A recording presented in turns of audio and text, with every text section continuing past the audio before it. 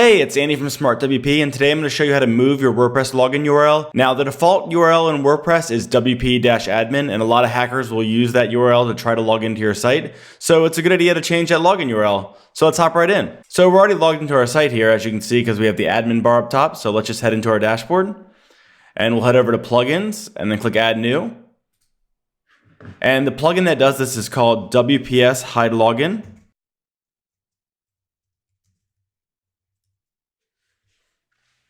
And you can see the plugin here with over 500,000 active installs. So we're just going to install this plugin and activate it.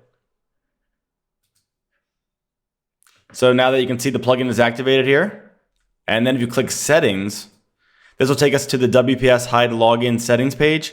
And you can see by default, it just changes the login URL to /login. And anybody who tries to access the, for example, WP-admin, it'll just send them to a 404 page.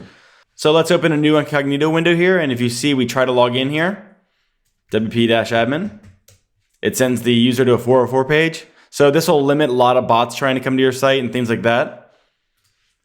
And our login URL is currently /login, so then you'll see the login here.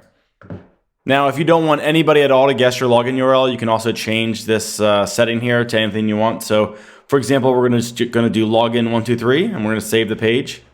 And now you can see when we go to /login, we get a 404 page, but if we go to /login123, we're back at our login page. And it's as simple as that. You've changed your WordPress login URL. Remember to like and subscribe if you enjoyed this video, and check out more on our website, smartwp.com. Thanks for watching.